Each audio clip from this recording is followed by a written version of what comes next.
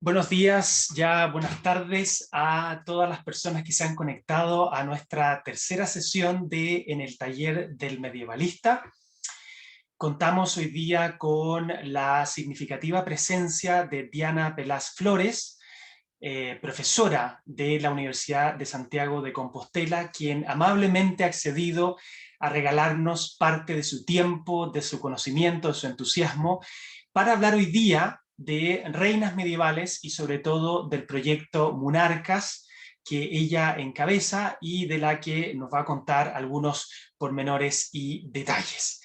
Tenemos un grupo bastante grande de personas inscritas en este seminario que se irán sumando a lo largo de la sesión.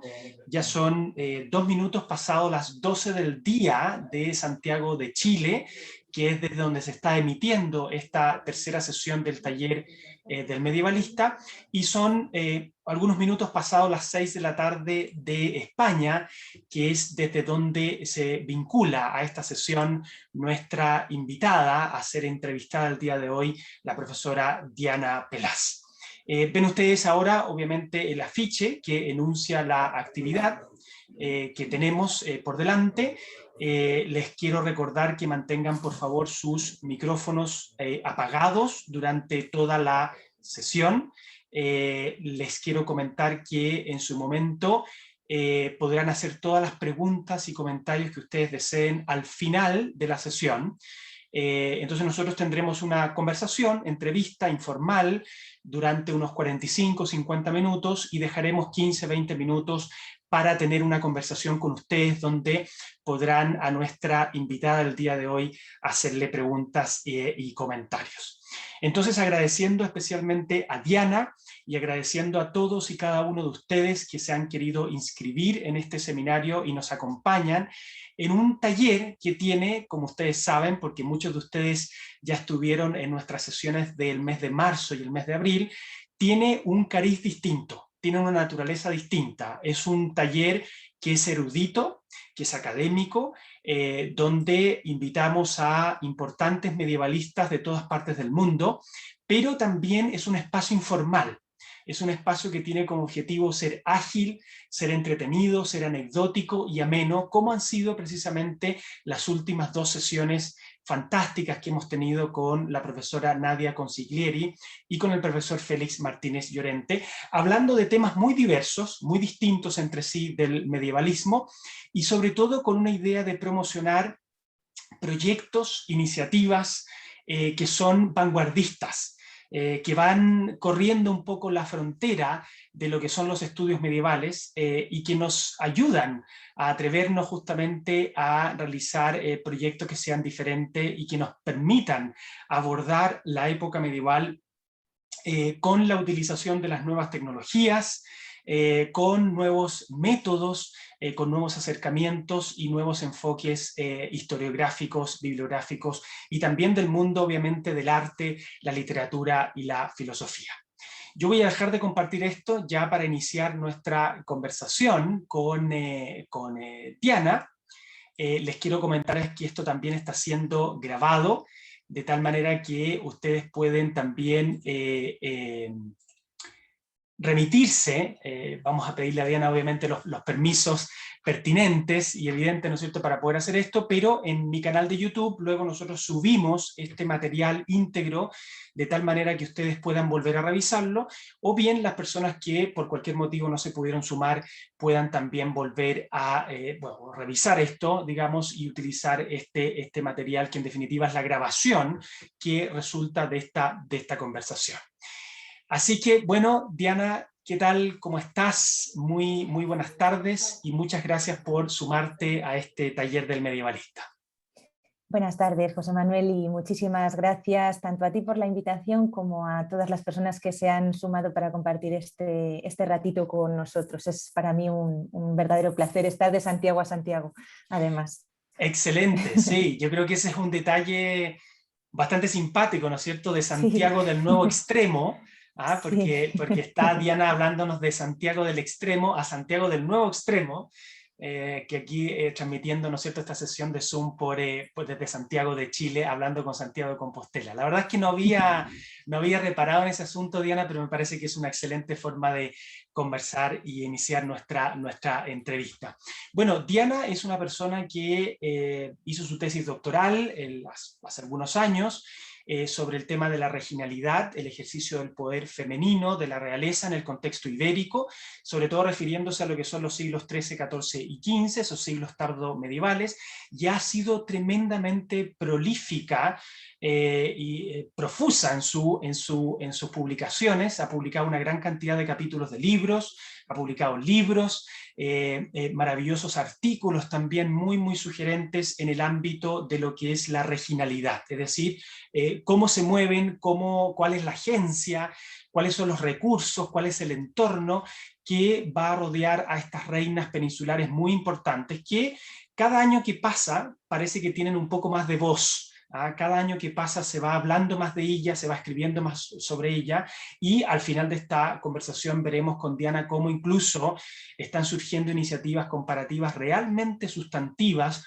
para poder entender el ejercicio del poder y la autoridad femenina en contextos comparativos incluso más globales.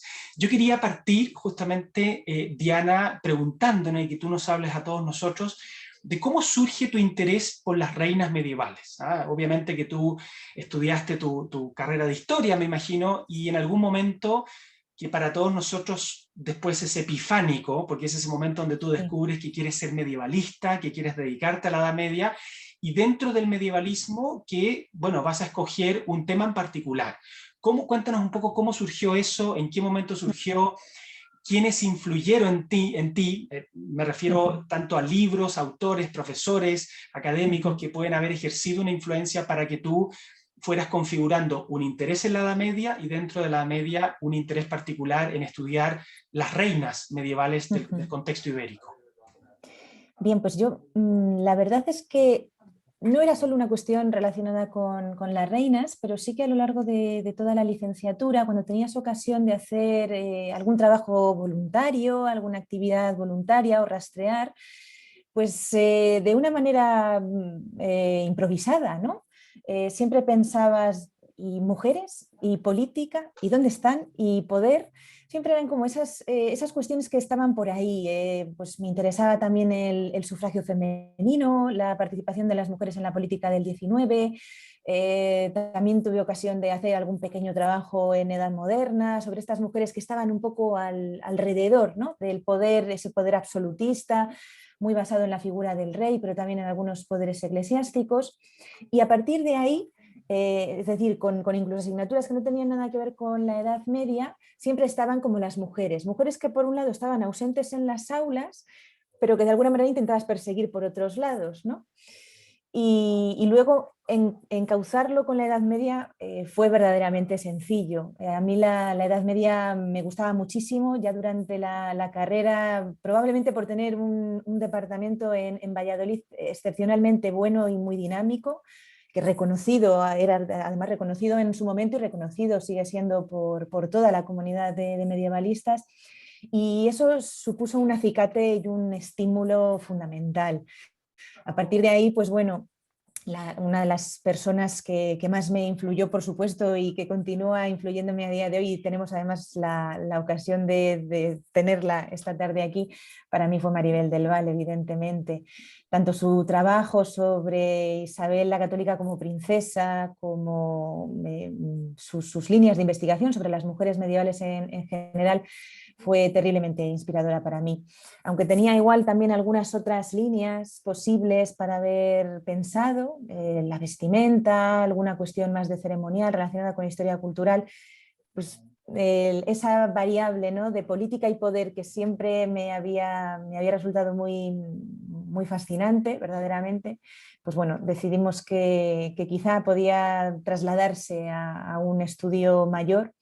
Y fue una coincidencia muy feliz, la verdad, porque yo no era consciente en aquel momento como estudiante de todo lo que se estaba moviendo a nivel historiográfico, esos estudios relacionados con la regionalidad que estaban pues prácticamente eclosionando, ¿no? Y entonces fue verdaderamente una decisión muy, muy feliz, una decisión muy afortunada.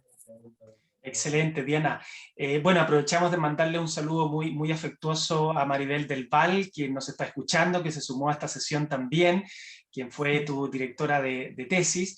Y aprovechar también de preguntarte, bueno, a propósito, ¿no es cierto?, acotando un poquito más el tema, hay un fenómeno muy interesante que tú obviamente exploras en algunas de tus publicaciones, que se ve plasmado también en tu libro que tengo acá. Voy a ponerlo ahí muy cerca de la pantalla para que todos vean uno de los libros que ha publicado Diana, que está a miles de kilómetros de su origen de publicación, para que veas, Diana, que el trabajo que uno hace de manera tan ardua y que uno se pregunta en algún minuto, ¿para quién estoy escribiendo? ¿Y quién va a leer esto? Bueno, sepas tú, ¿no es cierto?, que tu libro ha llegado a muchas personas y a lugares tan distantes como Santiago del Nuevo Extremo, ¿no es cierto?, como Santiago de Chile. Yo he disfrutado muchísimo tu libro y ahí hay un tema muy interesante que tú exploras, que es el de reinante in uno, que también se ha plasmado en otras de tus publicaciones, que es un poco el concepto de la monarquía colaborativa.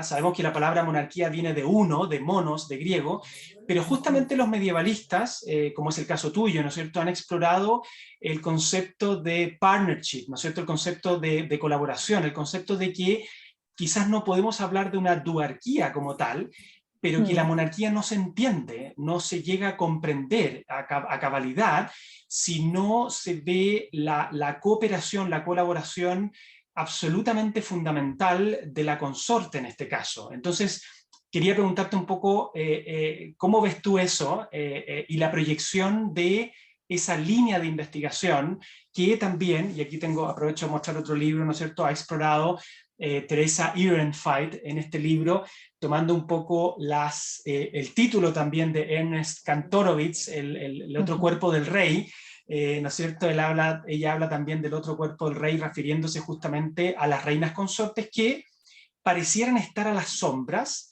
parecieran no ejercer mucho poder y autoridad, pero la verdad es que no es así. Y cuando nosotros estudiamos la fuente nos damos cuenta que el rol que ejercen es absolutamente esencial para la estabilidad de la monarquía y por lo tanto la estabilidad del reino. Entonces, si nos puedes contar un poco cómo tu trabajo se fue centrando en esta temática de este trabajo colaborativo, de una monarquía que no depende exclusivamente del accionar y de la autoridad del rey o de la reina, dependiendo de quién sea el consorte. Sí, yo cuando además con Maribel, ¿no?, nos planteamos qué reinado, qué periodo tomar como punto de referencia, en un principio iba a ser el siglo XV, luego bueno, pues podíamos hacer también algún movimiento más hacia la Baja Edad Media y por supuesto cogiendo de alguna manera el armazón teórico que supone el Corpus Alfonsí, toda esa obra magna de Alfonso X que de alguna manera pues, nos permite después teorizar y encontrar nuevas líneas de investigación. Pues en un principio sí que quizá podría pensar de, bueno, quizá es una cuestión más contextual, ¿no?, de vamos a ver cómo en un reinado en concreto, yo me centraba sobre todo en el reinado de Juan II de Castilla, que abarca la primera mitad del siglo XV, qué es lo que ocurre con estas dos mujeres, con dos figuras, María de Aragón y Isabel de Portugal. Pero sin embargo, a medida que vas leyendo más, que vas explorando, te das cuenta de que puedes reconstruir patrones. Es decir, que hay una cuestión contextual y una cuestión individual en relación a ese binomio, a ese tándem que forman cada pareja real y que bueno, constituyen un armazón cerrado y que tiene sus propias sinergias. Pero cuando vas estableciendo nuevos nexos te das cuenta de que hay algo, como tú bien señalabas antes, que perdura, ¿no?, que es necesario contar con la reina en ceremonias, en representaciones, en embajadas, y te das cuenta de que están absolutamente en todo y que da igual si tienen una relación más o menos cercana o más o menos armoniosa con sus esposos, te das cuenta de que están siempre. Luego puede haber esos pequeños altos y bajos, pero eso fue quizá lo más interesante, ¿no?, y lo más bonito, ver que esa figura del reinante en uno que se plasma luego en la Cancillería castellana, que además es una singularidad propiamente cancilleresca en el ámbito castellano-leonés, te das cuenta de que es algo que trasciende, o sea, que es algo teórico, pero que tiene una plasmación práctica, te das cuenta de que es algo contextual, pero que puedes ponerlo en una línea temporal muy amplia y ves cómo van evolucionando, porque es verdad que, y tú, pues bueno, qué decir, ¿no?, de tus trabajos sobre Leonor Plantagenet, ves que aunque haya poca documentación, hay trazos que son muy significativos para reconocer a esas mujeres, pero cuanto más hay, cuando tenemos un poquitín más de documentación, aún así vemos que es una cuestión constante. Se trenza esa individualidad con ese carácter político, y esto creo que es muy singular y es muy representativo porque nos permite ver, por un lado, cómo se va construyendo, y creo que es una línea hacia la que tendríamos que tender, la autoconciencia de la reina y la percepción que se tiene de la reina, que tienen un punto de encuentro también muy significativo que todavía tenemos que explorar mucho más. Entonces, a partir de ahí, creo que es de esas cosas, ¿no?, de cómo vamos a veces en cualquier investigación, vamos primero de algo pequeñito, más micro, y luego podemos ver hasta qué punto teóricamente eso se sustenta, ¿no?, y se sostiene, y ahí ya podemos pasar a algo más macro. Eso fue más o menos, yo creo que, resumiendo un poquitillo, cómo se fue trenzando mi investigación. Pensaba, Diana, qué interesante lo que comentas a propósito de una frase que me quedó dando vuelta a lo que dijiste, que no importa qué tan cercana es la relación afectiva, personal, marital, entre el rey y Exacto. la reina, hay algo que trasciende, institucional y políticamente hablando, a esa relación.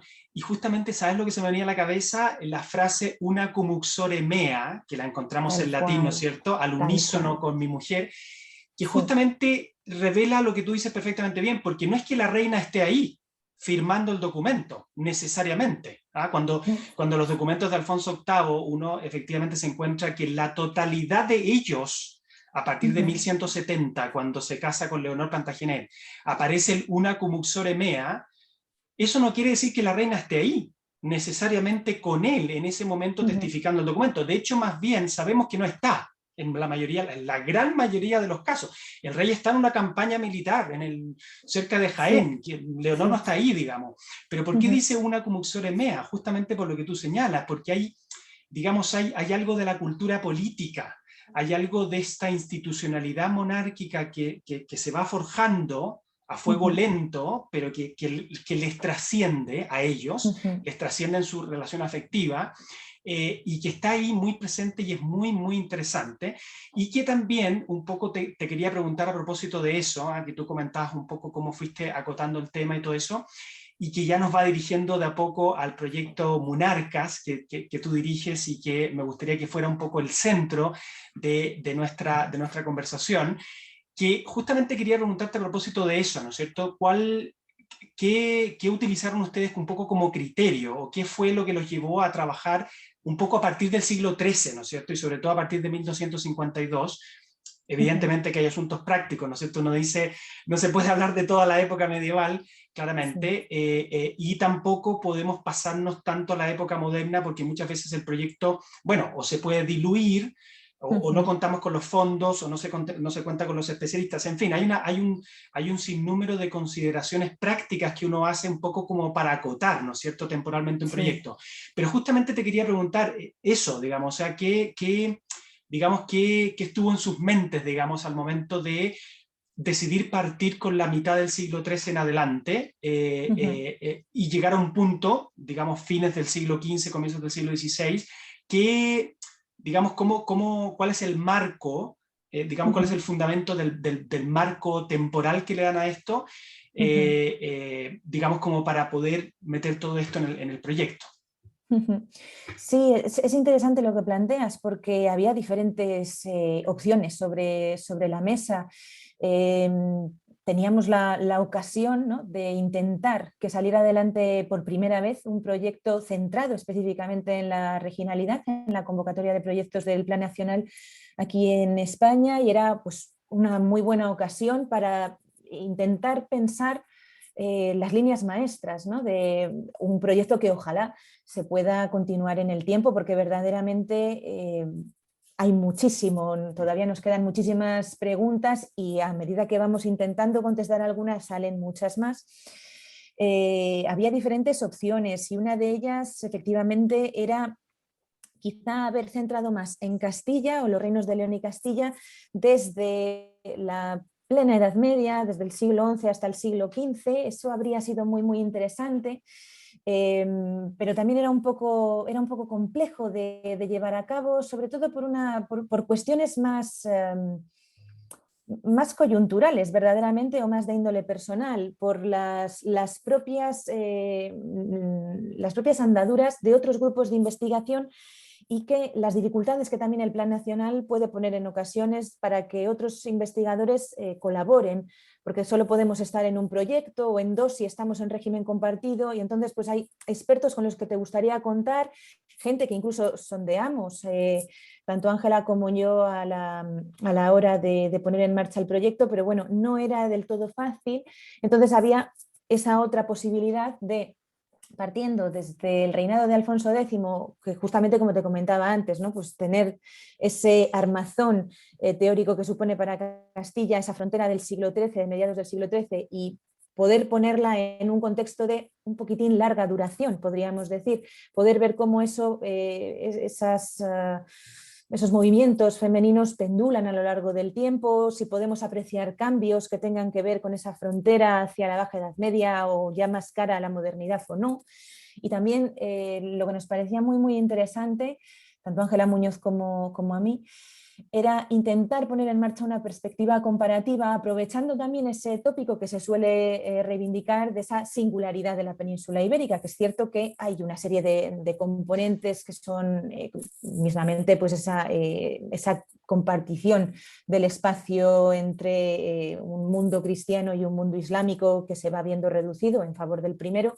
¿Cómo lo podríamos esto ver? Si esto es una singularidad con respecto a esos otros reinos del norte de Europa, o bueno, pues esas monarquías, Francia, Inglaterra, que tienen unas singularidades propias, con vistas, eso sí, el día de mañana quizá también establecer un diálogo muy fluido, porque lo que intentamos es, en cualquier caso, comprender un poquitín más lo que ya veníamos trabajando de alguna forma y poderlo llevar a un salto mayor, y a partir de ahí tratar otras líneas con otros territorios, porque efectivamente hay muchos puntos de conexión, y precisamente ese movimiento de las reinas pues va a generar muchas veces ese punto de conexión. Ellas son elementos que se están moviendo, y eso también genera una evolución en las monarquías a nivel europeo que es fascinante y que todavía se tiene que explorar muchísimo más. Con lo cual, pues bueno, esa idea también de la espacialidad es algo que nos rondó en su momento, que nos sigue rondando y que nos va a rondar más, porque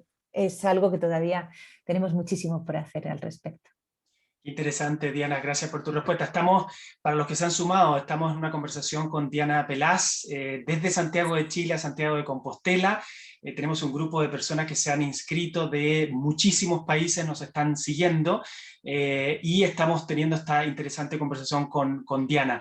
Qué interesante lo que comentas un poco sobre la proyección comparativa del proyecto, Diana, pensando que naturalmente todas las dinastías en esta época están absolutamente conectadas entre sí. Sí. Y claro, las reinas que van de un lugar a otro cargan consigo una serie de tradiciones en la práctica del ejercicio del poder. Estoy pensando, por ejemplo, lo que puede haber significado el infantazgo en su momento para las reinas peninsulares que van a Francia, a Italia, digamos, a Inglaterra, donde las van a recibir otras tradiciones, otras formas de hacer las cosas. Y qué interesante, obviamente, cómo se va estudiando ese momento de conexión, de vínculo, de encuentro de dos tradiciones de regionalidad o diversas tradiciones de regionalidad. ¿Qué es lo que sucede ahí?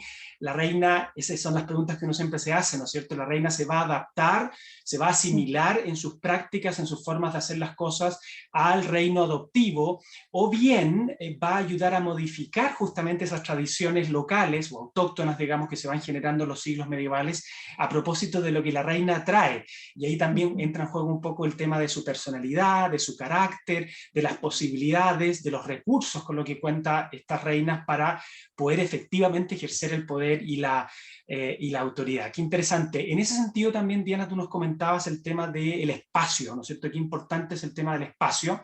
El proyecto tengo entendido que está dividido además en dos secciones o en dos ámbitos, uno que tiene que ver justamente con la representación, con la memoria, el otro que tiene que ver con la regionalidad como la entendemos también.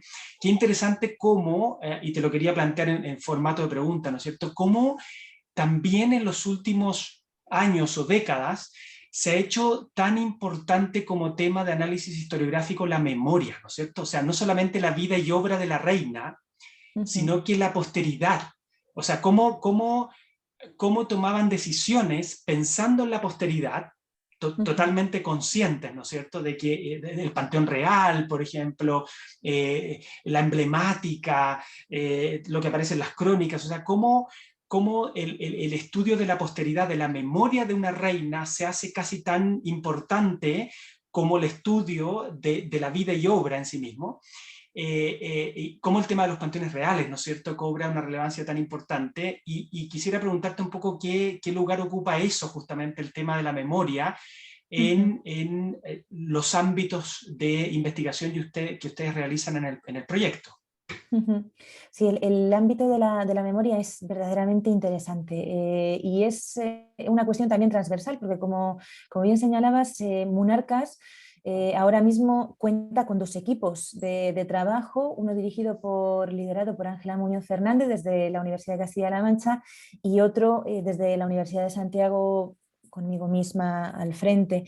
En el de Ángela hay una mayor prevalencia de todas estas cuestiones relacionadas con la espiritualidad, con los espacios sagrados y también con la memoria, pero de alguna manera toca directamente con parte de los objetivos que tenemos en nuestro equipo, que también guarda relación con el espacio. Y es en ese sentido, no sé si te parece, voy a intentar compartir. Sí, fantástico sería. Vale, mi pantalla, a ver si me deja, que no sé por qué. A ver, permitir. A ver, si me lo permite, rápido, rápido. Estoy con un equipo Mac y parece que ahora me está buscando un poquitín las vueltas, pero yo creo que lo consigo.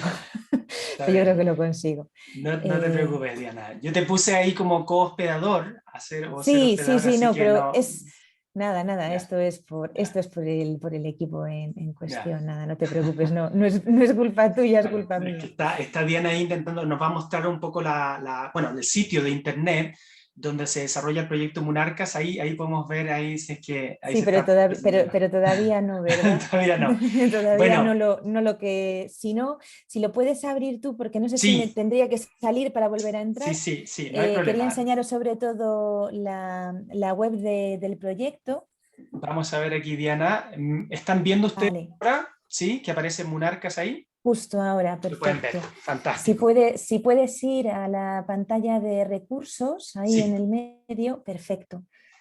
Y ahí tenemos, sobre todo, estamos poniendo en marcha varios mapas para mostrar esa importancia del espacio. Cartografía del poder femenino sería uno de ellos y es en el que tenemos más. Ahí vamos a entrar brevemente para Ujú. que, mientras Diana nos va contando, un poco Sí. vamos viendo la estructura, ¿no es cierto?, del sitio, los Sí, propósitos bueno, que ahí tenemos tiene. unas pequeñas claves y bueno, ahí pueden, además, pues bueno, les animo a que le echen un vistazo, a que trasten.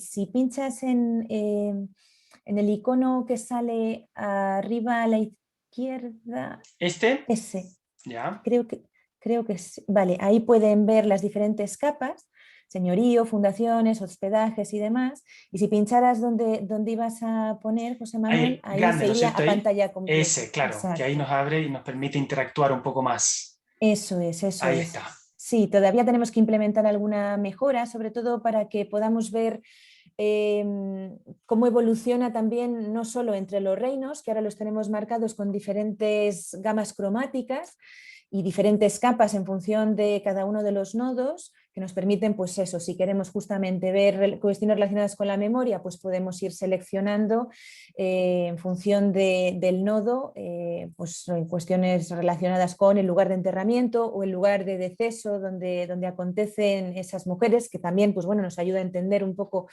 la geografía del poder. Ahí vemos también algunas cuestiones relacionadas con los hospedajes representados con esas estrellitas. Bueno, hemos intentado, pues bueno, buscar un lenguaje que sea más o menos intuitivo dentro de los iconos que nos permite Google Maps para poder verlos.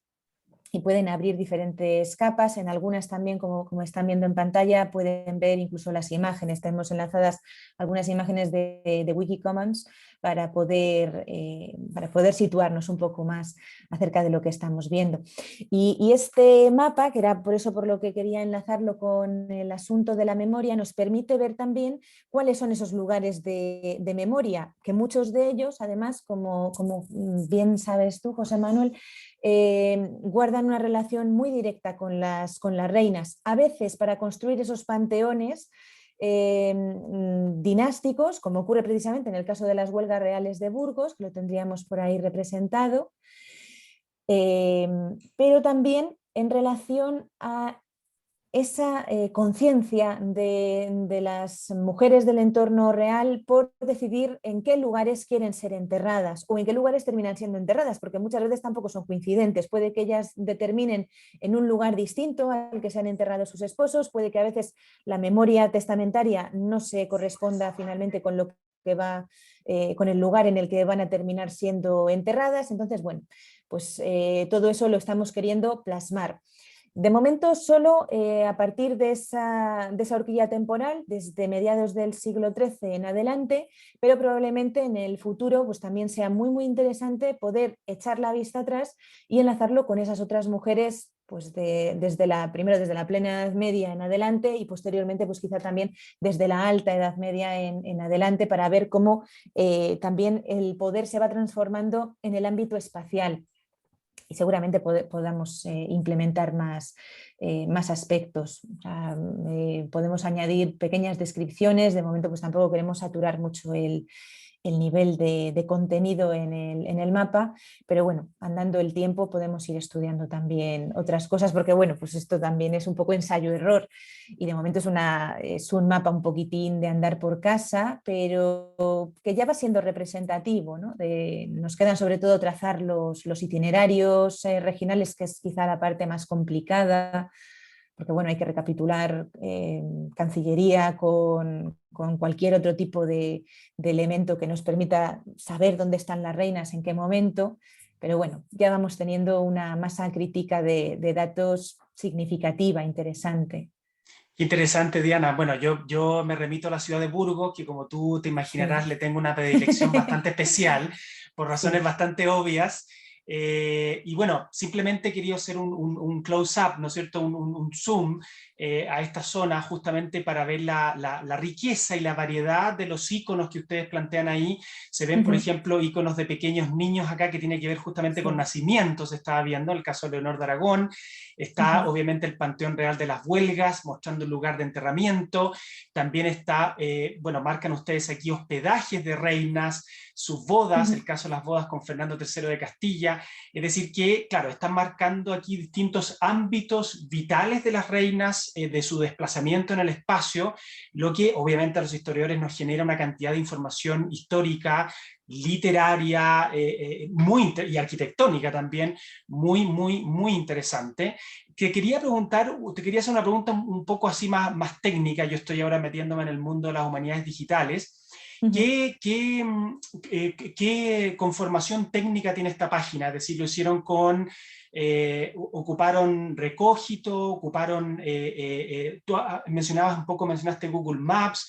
¿Qué es lo que hay un poco, digamos, hablándole a un público que quizás no tenga pericia técnica en la utilización de marcado de texto o este tipo de cosas? ¿Qué es lo que hay detrás de esta página? Porque naturalmente uno ve el resultado, ve un mapa de España con todas estas marcas que nos muestran distintos ámbitos de la espacialidad, de la regionalidad, que es un tema fascinante y muy interesante en sí mismo.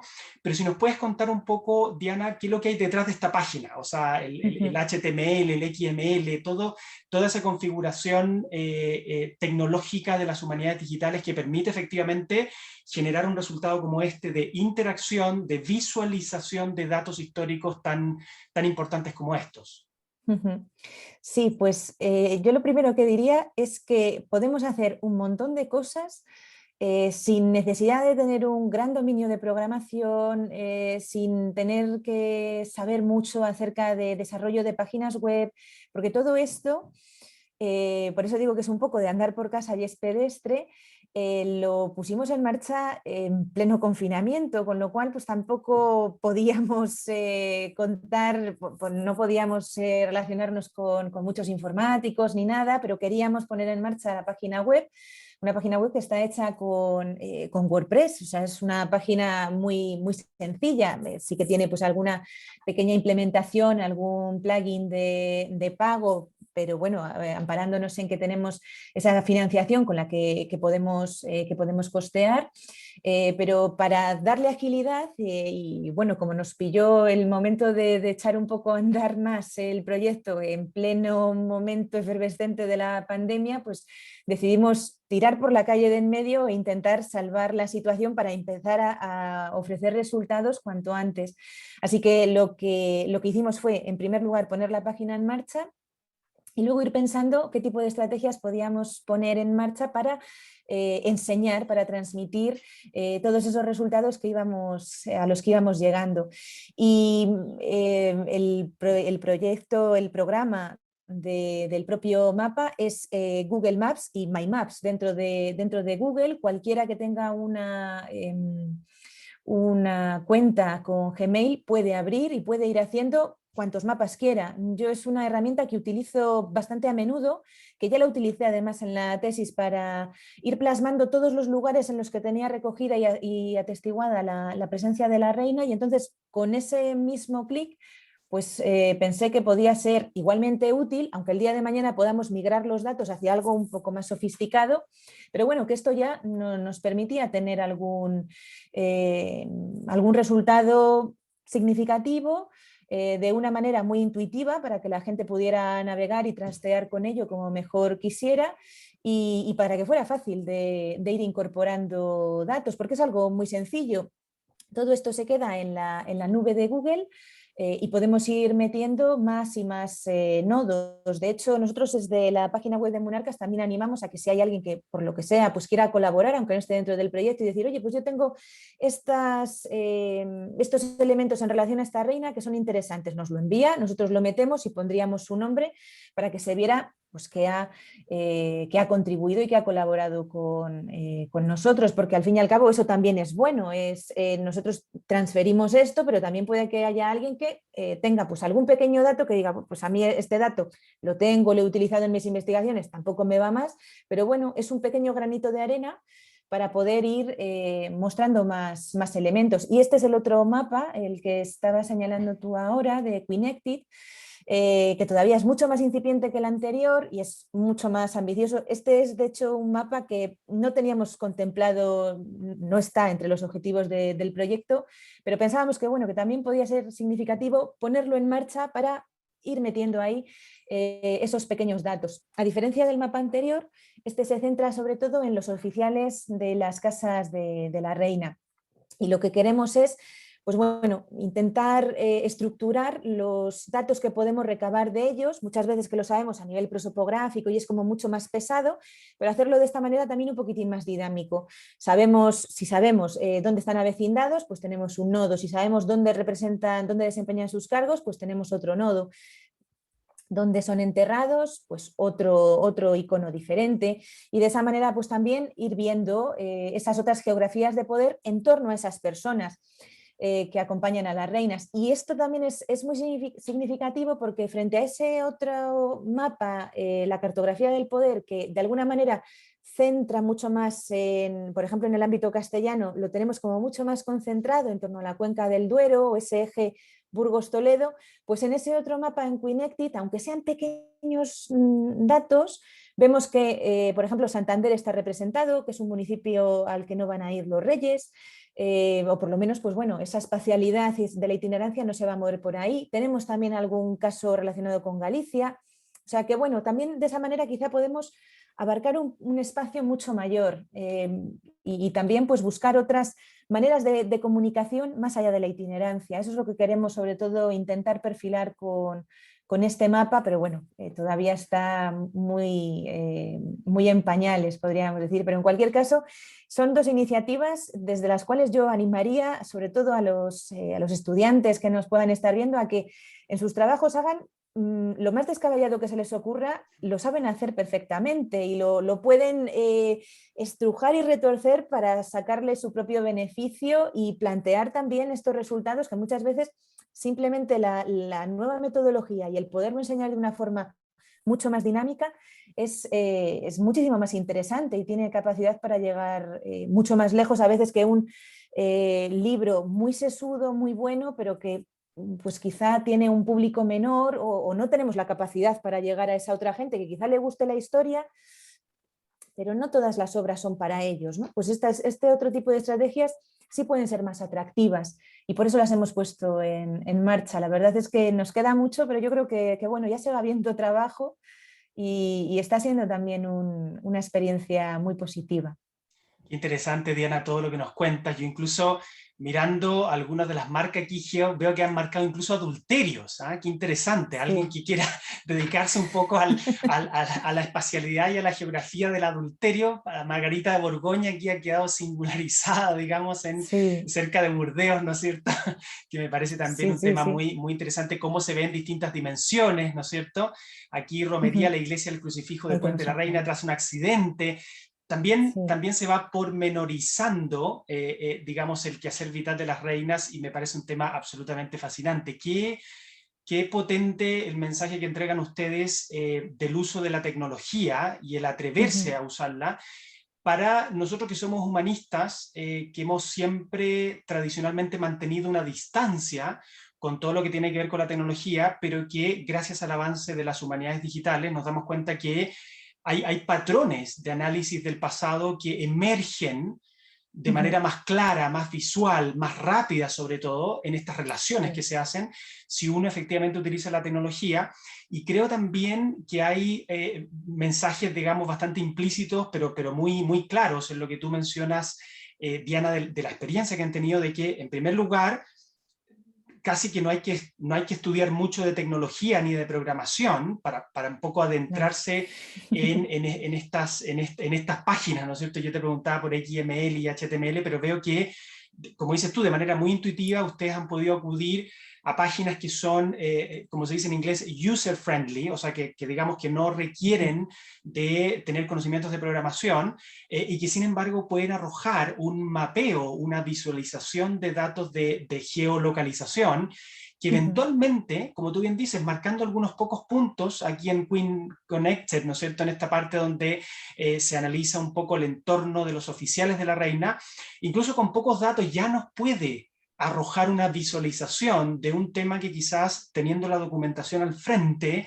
no se nos hace tan patente. Y luego dos cosas que tú mencionaste que me parecen fascinantes. Uno, que esto es colaborativo, es decir, son proyectos que invitan a la colaboración. Cuando uno publica un libro, lo manda a la imprenta y se publica, bueno, la colaboración evidentemente es muy limitada, o sea, el libro ya está publicado, no se puede hacer mucho, pero la ventaja de estos proyectos es que tienen una naturaleza colaborativa, es decir, que ustedes pueden recibir aportes, comentarios, mensajes, archivos incluso que hoy día se pueden asociar a una página web y pueden enriquecer evidentemente todo el trabajo que están haciendo ustedes.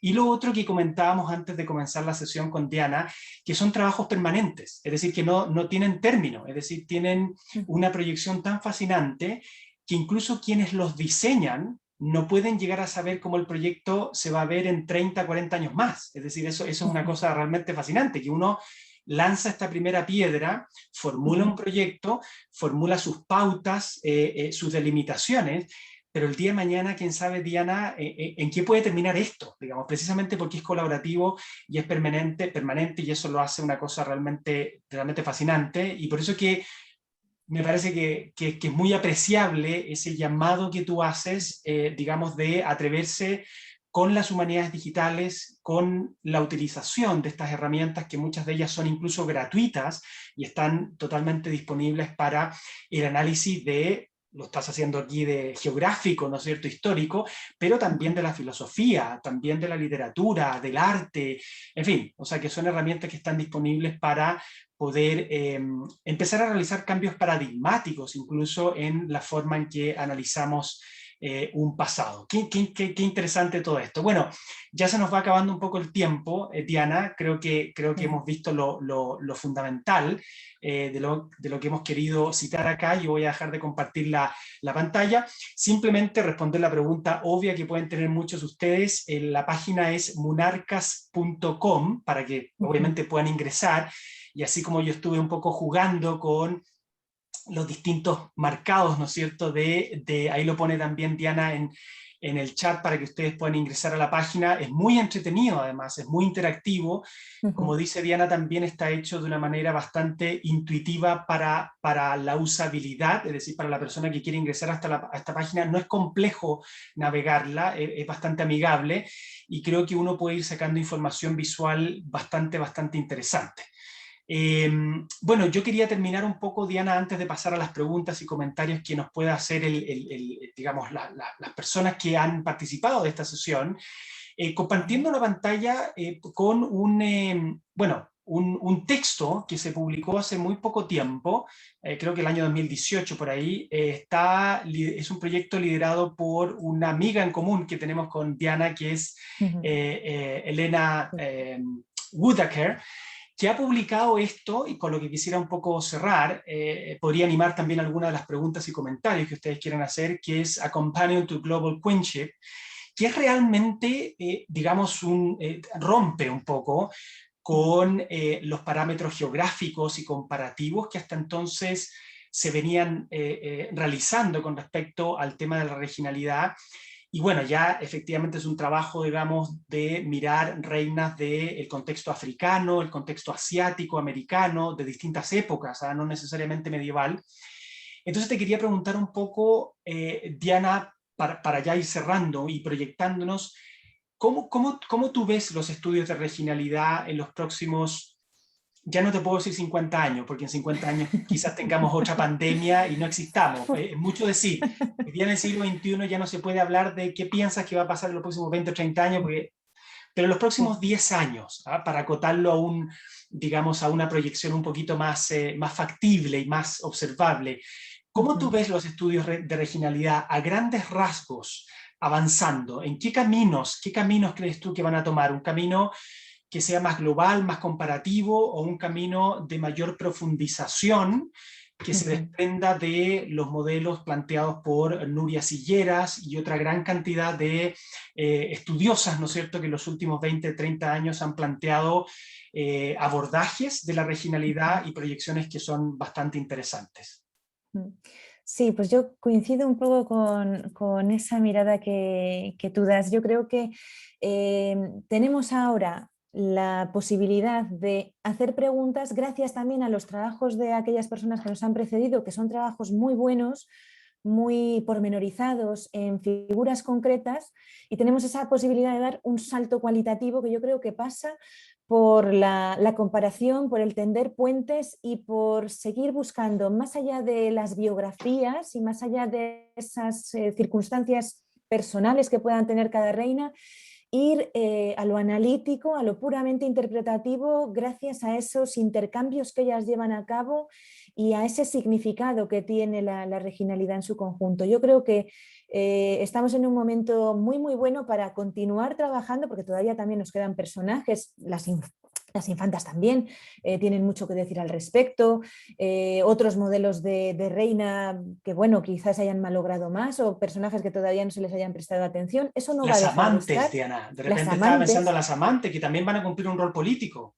totalmente, y en muchos casos son reinas sin corona, verdaderamente, porque consiguen desplazar del todo a la consorte. O sea, ese tipo de estudios no van a dejar de existir y es bueno que sigan ahí porque son fundamentales, pero yo creo que sí que estamos en el momento de ver otras cosas, de hacernos otras preguntas que pasan por conectar épocas, conectar reinados, conectar territorios, conectar coronas y en esas conexiones las monarquías no se entienden sin las reinas. Eso es fundamental, yo creo que eso ya la historiografía en estos momentos ya lo sabe, es también un aprendizaje muy rápido pero que ya ha calado totalmente de sin la reina no podemos entender la monarquía y estamos en ese momento de dar ese salto cualitativo hacia lo comparativo y hacia un modelo pues, quizá más global, como planteaba Eli precisamente en ese libro, y hacernos preguntas y ver hasta qué punto pues, las emperatrices chinas tienen algo que ver con las reinas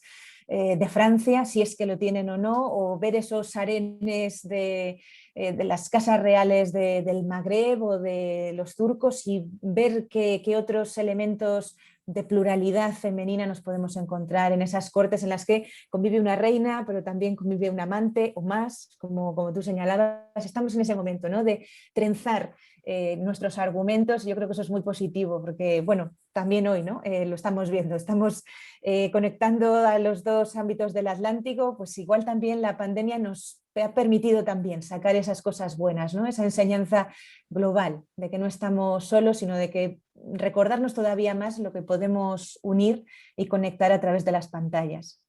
Excelente, Diana. Quisiera animar a las personas que nos siguen en esta transmisión, que han participado hasta ahora de una manera más pasiva, ¿no es cierto?, de esta conversación, a que vayan ya, desde ya planteando sus preguntas, sus interrogantes, las pueden escribir en el chat, yo las voy leyendo y se las voy planteando a Diana, tenemos unos 10 o 15 minutos, la idea es que esto sea una reunión que tenga ritmo, que sea ágil, que no sea muy larga, lo hemos pasado muy bien, hemos aprendido mucho, y mientras ustedes van planteando sus preguntas en el chat, quisiera también preguntarte, Diana, ¿qué es lo que se nos viene en términos de corpus documental? Me interesa mucho, hay un apartado ahí en la página de ustedes que es tremendamente promisorio y que tiene que ver un poco con el corpus documental. Te pregunto un poco, mientras las personas van planteando sus preguntas y sus comentarios en el chat, quería preguntarte un poco, Diana, ¿qué es lo que tienen planteado? ¿Tienen planteado algo en el ámbito de la digitalización, de una interacción con esos documentos, también de un marcado de texto o no, de motores de búsqueda que nos permitan buscar palabras, fechas, lugares, personas? ¿Qué tan ambicioso es ese proyecto en el corto plazo y cómo podría proyectarse en un plazo más largo?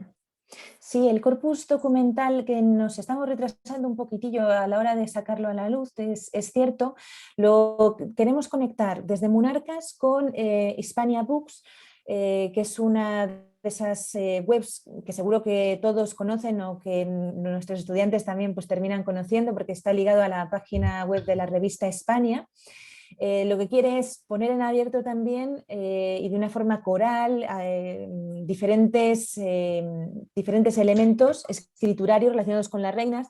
Hemos pensado en un primer momento intentar abarcar los testamentos para ir pasando después a otros registros, a otras tipologías documentales que nos puedan permitir establecer esos vínculos comparativos entre las reinas.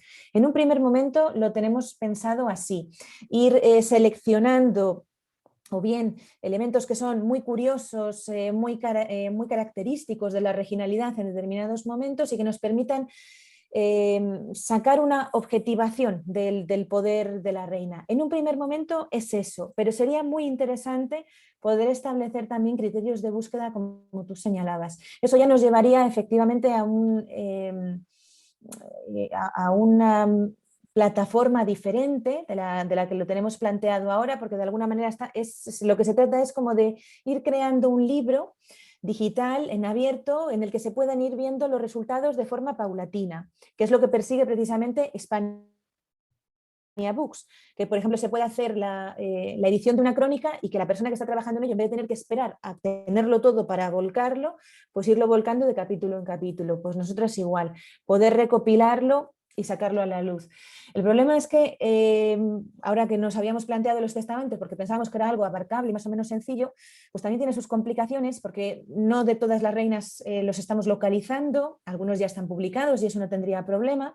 Y algunos otros los hemos consultado nosotras mismas o nosotros al hilo de nuestras investigaciones, así que no hay problema, pero hay en algunos que o el documento está perdido o todavía no hemos dado con él y entonces pues bueno, eso nos está ralentizando un poquitillo. Pero de momento es eso, queremos ir también mostrando a través de documentación que probablemente es conocida por los investigadores que lo han trabajado para poder sacar otras preguntas a propósito. Pero es muy interesante lo que me comentas tú, eso lo anotaremos para el futuro con toda seguridad. Excelente, Diana. Sí, hay varios proyectos que ya están en marcha hace varios años, por ejemplo, de itinerarios regios, ¿no es cierto?, donde tú puedes buscar el año, el lugar, y eso te permite también analizar rápidamente, bueno, lo hace la computadora prácticamente, pero analizar ciertos patrones y parámetros que son realmente muy interesantes de un fenómeno tan medieval como la itinerancia regia, ¿no es cierto?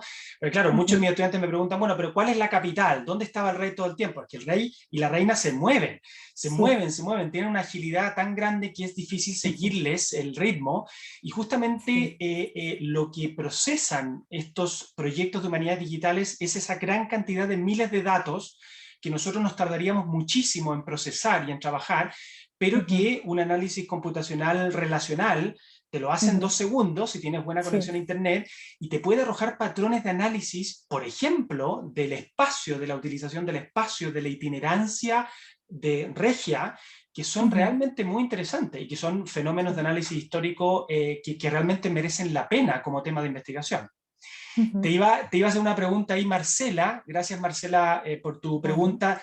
Le hace una pregunta ahí a Diana, que es la siguiente. Dice, ¿qué criterio usaron para hacer los mapas? ¿Únicamente el ser reinas u otro?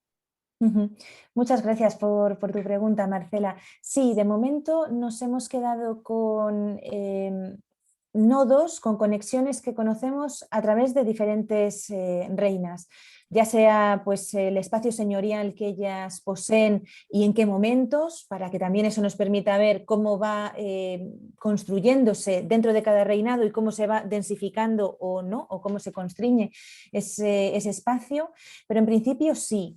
Nos quedaría después también poner en relación las infantas, que es todavía más complejo porque al fin y al cabo el de las reinas teníamos bastante masa crítica ya de base y eso nos permitía poder volcar los datos más fácilmente. Pero si las reinas a veces son escurridizas, las infantas lo son todavía más. Y a veces pues tenemos un documento aquí, otro documento allá, muchas lagunas, y eso es lo que de momento nos ha echado para atrás en ese aspecto. Así que nos hemos quedado con ese momento desde que asumen matrimonialmente esa condición de reinas hasta que mueren. Excelente. Pregunta Laura, a quien le mandamos saludos también, al igual que nuestra amiga Marcela, si se podrían registrar itinerarios devocionales de las reinas. Sí, también es algo que estamos construyendo, tanto en esos puntos de hospedaje que antes señalaba también alguno José Manuel, de pues en este momento viajan porque es una romería, como también esos lugares a los que ellas manifiestan una devoción especial, ya sea fundando, ya sea promocionando determinados lugares o también pues decidiendo después enterrarse. O sea que tenemos ahí también diferentes criterios para ir acogiendo esos espacios devocionales de espiritualidad que son tan fundamentales para ellas. Y comenta ahí también Laura, dice otro itinerario más mundano, pero no por ser mundano menos importante, porque No, sabemos que para un rol nada. fundamental de las reinas es la diplomacia, de negociadoras, mediadoras y árbitras. Efectivamente, eso sería muy, muy interesante. De momento lo recogeríamos dentro de los hospedajes, cuando sabemos que se hospedan por algún motivo relacionado con la diplomacia y es, bueno, pues es un ítem más, pero que probablemente andando el tiempo, como comenta Laura precisamente, sería muy interesante diferenciarlo. O sea, un hospedaje, pero un hospedaje con un motivo diplomático claro. Y eso sería muy interesante. Y sobre todo en el caso del arbitraje, que en el caso castellano, portugués, es mucho más, mucho menos conocido que en el caso aragonés, en ese sentido. Excelente.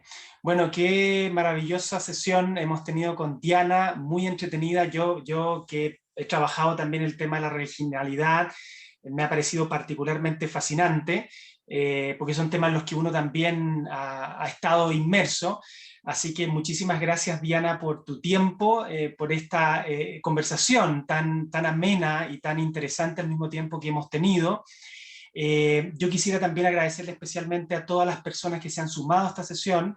Esta es una conversación, yo le decía a Diana, que podíamos tener tomándonos un café, en el campus universitario de la universidad, o también en la plaza ahí que da al Hostal de los Reyes Católicos en Santiago de Compostela, o en muchos otros lugares maravillosos de España y de Galicia.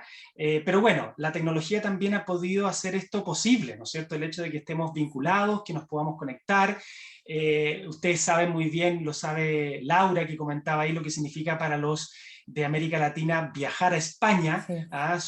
En Chile son 13, 14 horas de vuelo, estamos a miles de kilómetros de distancia, y a pesar de que esa experiencia nos genera un placer indescriptible en todos los sentidos, de ver amigos, trabajar en archivos, ir a congresos, es como se dice en España, una paliza. O sea, realmente es un viaje muy largo. Entonces poder vincularse desde la comodidad, desde la tranquilidad de nuestras casas, con medievalistas importantes, connotados, entretenidos, y que están haciendo un trabajo vanguardista y señero al mismo tiempo, como el que hace Diana y su equipo, realmente es un placer y es una gran oportunidad.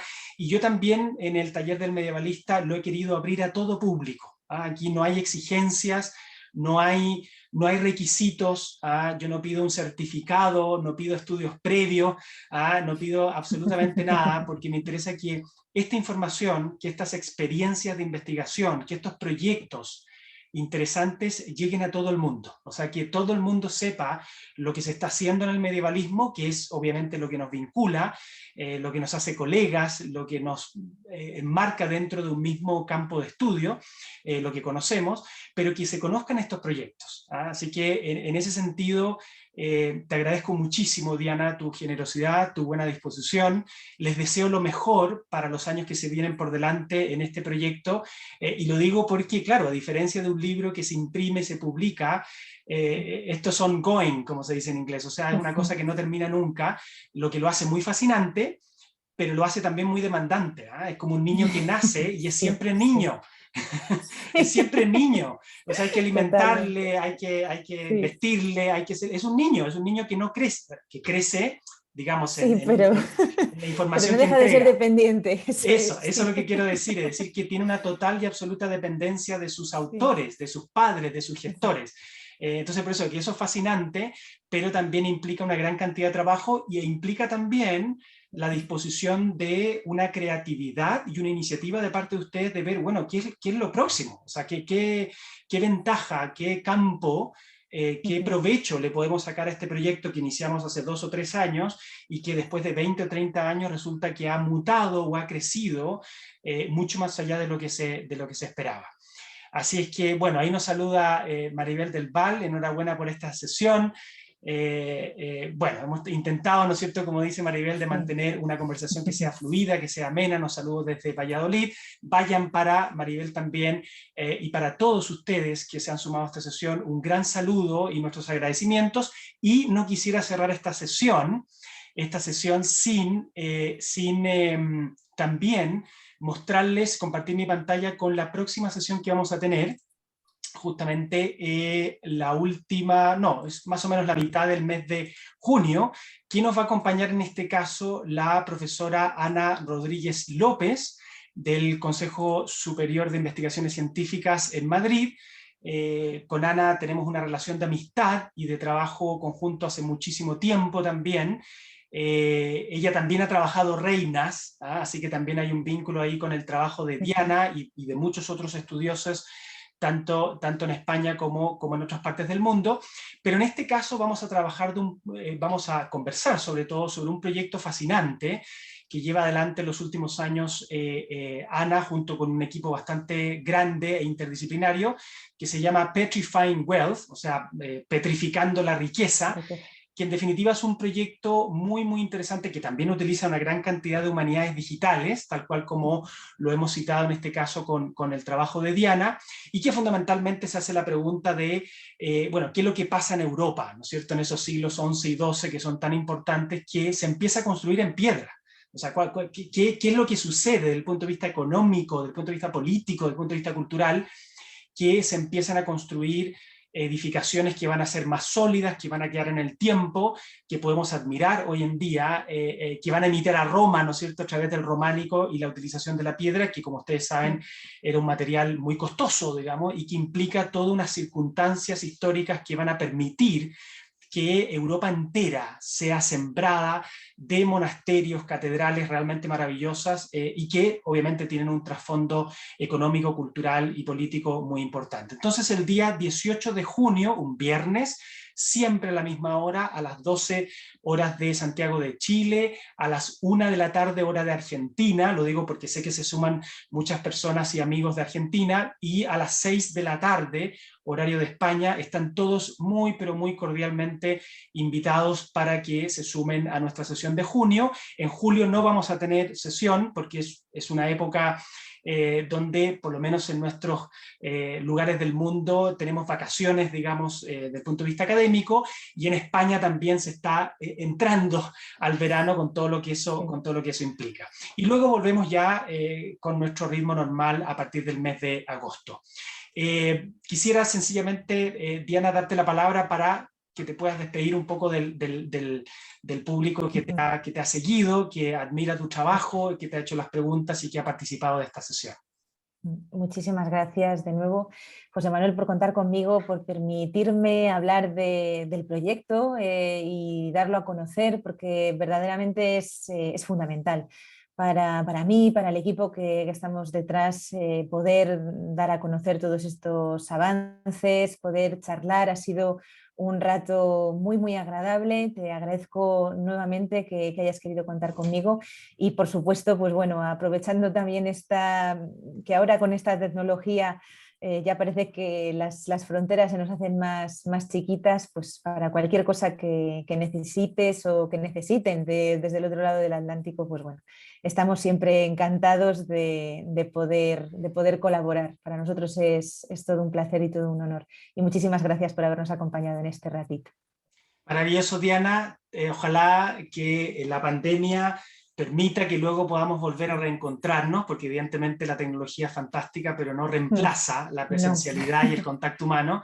Ojalá que nos podamos ver a fines de este año. A mí me van a publicar una biografía sobre Leonor Plantagenet, lo digo como primicia, por ahí por octubre o noviembre, y nuestra intención, si todo sale bien, es poder viajar a España a hacer una presentación, un lanzamiento del libro, y sería fantástico poder encontrarnos en ese momento.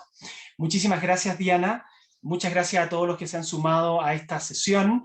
Espero volver a encontrarlos en un mes.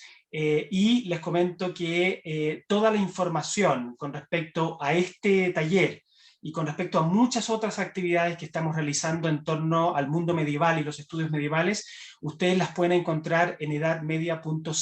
Edadmedia.cl es una página que editamos donde hay una gran cantidad de información sobre cursos, viajes, seminarios y toda suerte de actividades que se realizan para la promoción, fundamentalmente, del conocimiento de la época medieval y los estudios medievales. Y esto va a quedar entonces publicado también en la página de YouTube para que ustedes puedan volver a revisar esto y se lo puedan recomendar a aquellas personas que les pueda interesar este tema y que no tuvieron la oportunidad de vincularse a esta sesión. Que tengan un excelente fin de semana. Espero que nos encontremos pronto. Muchas gracias, Diana, a ti especialmente, y ahora damos por concluida esta sesión.